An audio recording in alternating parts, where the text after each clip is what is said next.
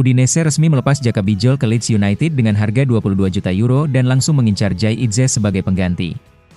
Jika transfer ini tuntas, Idzes bukan hanya memperkuat lini belakang, tapi juga membuka pasar Asia untuk klub Italia tersebut.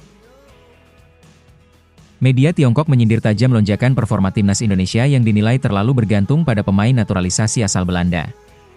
Mereka menilai skuad Garuda kini lebih cocok disebut sebagai tim Belanda ketimbang tim Asia Tenggara. Indonesia mendapat tiket otomatis ke Piala Asia U17 berkat regulasi baru AFC, jadi satu-satunya wakil ASEAN yang langsung lolos. Media Vietnam menyebut aturan ini berat sebelah dan memberi keuntungan besar bagi Garuda Muda. Shane Patinama dan Jordi Amat kini berstatus tanpa klub, memicu spekulasi keduanya akan merapat ke Liga 1. Mark Locke menyiratkan ada kesepakatan yang sedang berjalan, meski belum ada pengumuman resmi. Vietnam mengubah undang-undang kewarganegaraan demi membuka pintu bagi pemain diaspora, meniru strategi naturalisasi Indonesia. Erick Thohir menyebut langkah ini sebagai alarm bahwa rival lama kini sadar akan dominasi Garuda. Situasi geopolitik membuat Qatar terancam gagal menjadi tuan rumah kualifikasi Piala Dunia, dan Indonesia masuk radar pengganti. SUGBK dan dukungan fanatik publik bisa menjadikan Garuda tampil lebih percaya diri di kandang sendiri. Jangan lupa klik tombol subscribe dan aktifkan lonceng notifikasi, agar Anda tidak ketinggalan setiap pembaruan penting dari kami. Simak selengkapnya, hanya di Timnas Gol IDN.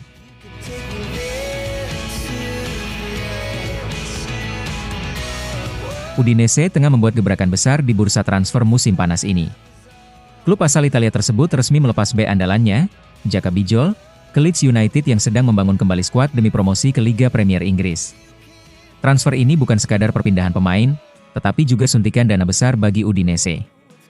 Leeds United dikabarkan mengikat Bijol dengan kontrak panjang hingga 30 Juni 2030. Tak main-main, nilai transfer Jaka Bijol mencapai 22 juta euro atau sekitar 418 miliar rupiah. Jumlah ini menjadi rekor penjualan tertinggi di bursa musim panas sejauh ini di antara klub-klub Italia. Meski 10% dari hasil penjualan tersebut harus diberikan kepada CSKA Moskow, Udinese tetap meraih keuntungan besar. Pasalnya, mereka hanya mengeluarkan 4 juta euro saat memboyongnya dari Rusia beberapa musim lalu. Dengan modal tersebut, Udinese langsung bergerak cepat di pasar transfer. Klub ini kabarnya hampir merampungkan proses perekrutan Nicolo Bertola dari Spezia. Tak hanya itu, nama Jai Idzes pun semakin menguat di radar manajemen. Bek muda asal klub Venezia tersebut juga merupakan kapten timnas Indonesia, menjadikannya sosok ideal untuk memperkuat lini belakang Udinese. Langkah ini juga dinilai sebagai strategi cerdas untuk menarik perhatian pasar Asia, terutama Indonesia. Kehadiran Jai Idzes jelas akan menjadi momen bersejarah bagi sepak bola Indonesia. Selain memperkuat posisi Udinese di Serie A, Idzes juga bisa menjadi ikon baru klub di mata fans Asia Tenggara. Apalagi dengan latar belakangnya sebagai kapten timnas Indonesia, publik Indonesia akan mengikuti kiprahnya secara intens. Jika transfer ini resmi terwujud, maka keputusan menjual Bijol bisa dibilang sebagai langkah visioner yang membuka jalan bagi Udinese membangun kekuatan baru dengan sentuhan Asia.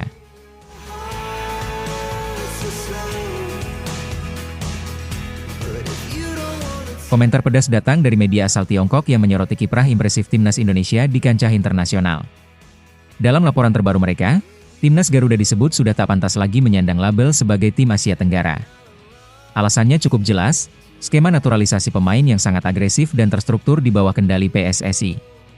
Media tersebut bahkan menyebut, jumlah pemain naturalisasi dalam skuad Indonesia kini mencapai angka 19 orang. Lebih jauh, mereka menilai bahwa timnas Indonesia telah menjelma menjadi tim dengan identitas baru.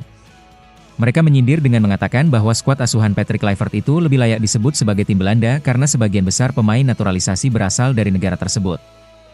Ungkapan ini muncul bukan tanpa dasar. Mayoritas dari pemain kunci Indonesia saat ini memiliki darah atau lahir di Belanda.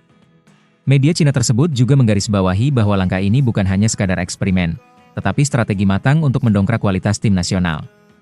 Tujuannya sangat jelas, timnas Indonesia menargetkan lolos ke Piala Dunia. Mereka menyebut bahwa tim-tim kuat Asia akan kesulitan mencuri poin saat bertandang ke markas Indonesia. Hal ini dianggap sebagai bukti keberhasilan program naturalisasi yang dijalankan dengan disiplin dan komitmen tinggi. Meski bernada sinis, pengakuan media Cina tersebut secara tak langsung adalah bentuk pengakuan terhadap kemajuan pesat sepak bola Indonesia.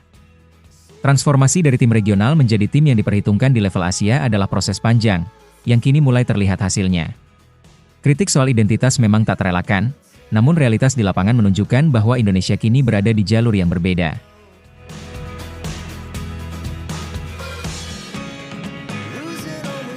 Timnas Indonesia resmi mendapatkan tiket otomatis ke Piala Asia U17 berkat regulasi baru dari AFC yang menuai perhatian publik Asia Tenggara. Kabar ini dikonfirmasi oleh akun sepak bola regional ASEAN Football yang menyebutkan bahwa ada 9 tim yang akan langsung lolos ke turnamen tersebut tanpa perlu mengikuti babak kualifikasi. Salah satunya adalah Indonesia, yang sukses mencapai perempat final di ajang Piala Asia U17 sebelumnya dan akan tampil di Piala Dunia U17. Media Vietnam Soha dengan cepat menyoroti kebijakan ini. Dalam laporan mereka, Indonesia dianggap sangat diuntungkan oleh regulasi tersebut karena menjadi satu-satunya wakil Asia Tenggara yang mendapat tiket otomatis. Soha menyebut bahwa perubahan format kualifikasi ini memberi Indonesia waktu dan ruang lebih besar untuk fokus mempersiapkan tim, baik untuk Piala Dunia U17 maupun Piala Asia U17. Sementara negara lain termasuk Vietnam, tetap harus berjuang lewat babak kualifikasi. Aturan ini menimbulkan pro dan kontra di kalangan pecinta sepak bola Asia. Di satu sisi, pencapaian Indonesia dianggap layak mendapat penghargaan berupa lolos langsung karena mampu menembus 8 besar Asia. Namun, di sisi lain media Vietnam merasa bahwa perbedaan perlakuan ini bisa menciptakan ketimpangan antar negara. Apalagi negara-negara yang harus melewati jalur kualifikasi memiliki risiko lebih besar dalam hal cedera dan kelelahan pemain. Meski begitu, ini merupakan sinyal positif bahwa timnas U17 Indonesia kini mulai diakui sebagai kekuatan baru di level usia muda Asia. Lolos langsung ke turnamen utama memberi kesempatan besar bagi Garuda Muda untuk membangun tim lebih matang. Ini adalah kesempatan emas yang harus dimanfaatkan semaksimal mungkin, bukan sekadar dianggap sebagai keuntungan aturan.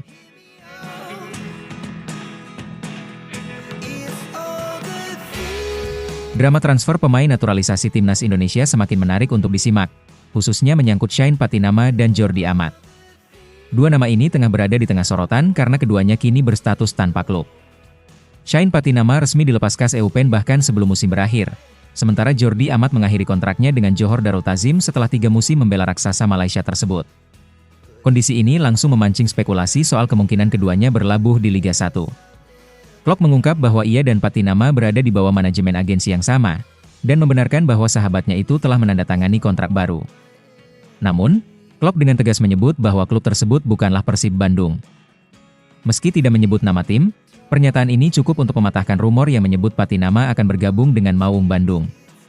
Sementara itu, nasib Jordi Amat masih jadi misteri. Ketika ditanya oleh media soal kemungkinan Amat bergabung ke Persib atau klub Liga 1 lainnya, Klok menjawab dengan nada bercanda, "Mau bayar berapa biar saya kasih informasi." Kalimat tersebut bisa jadi sinyal bahwa negosiasi sedang berjalan atau bahwa ada kesepakatan yang belum boleh diumumkan. Yang jelas, baik Shane maupun Jordi kini tengah menjadi komoditas panas di bursa transfer Liga Indonesia. Fenomena ini menjadi menarik karena sejak awal proyek naturalisasi pada 2020, belum ada satupun pemain abroad yang benar-benar bermain di Liga 1. 5 pemain naturalisasi saat ini sedang jadi incaran sejumlah klub dalam negeri. Jika salah satu dari mereka akhirnya merapat ke Liga 1, itu akan menjadi babak baru dalam sejarah naturalisasi timnas Indonesia, sekaligus menjadi tolak ukur kualitas Liga Indonesia di mata para pemain diaspora.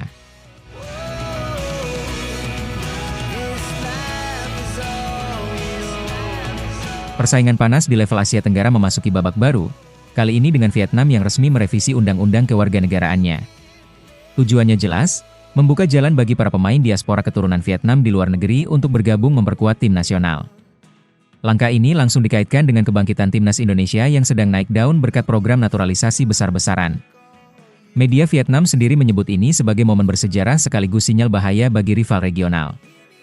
Presiden PSSI Erick Thohir langsung menanggapi manuver Vietnam ini. Ia menyatakan bahwa perubahan tersebut bukan langkah biasa, melainkan bentuk persaingan langsung yang serius.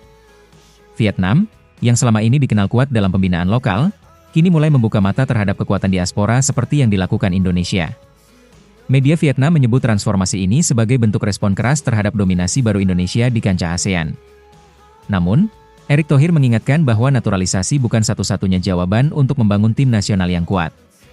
Ia menegaskan bahwa Indonesia tidak boleh hanya bergantung pada pemain naturalisasi tanpa fondasi pembinaan usia muda yang solid.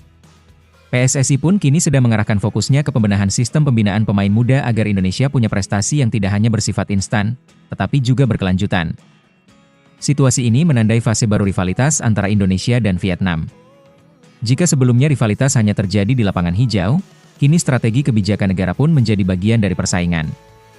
Vietnam tak ingin terus-menerus berada di bawah bayang-bayang Garuda, dan Indonesia menyadari bahwa keunggulan saat ini bisa sewaktu-waktu berubah. ASEAN bersiap menghadapi era kompetisi baru, dan Indonesia tak boleh lengah jika ingin tetap di puncak.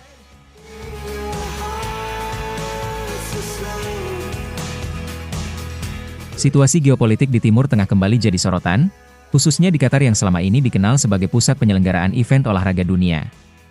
Ketegangan yang terjadi di kawasan tersebut membuat posisi Qatar sebagai calon tuan rumah putaran keempat kualifikasi Piala Dunia menjadi tidak pasti.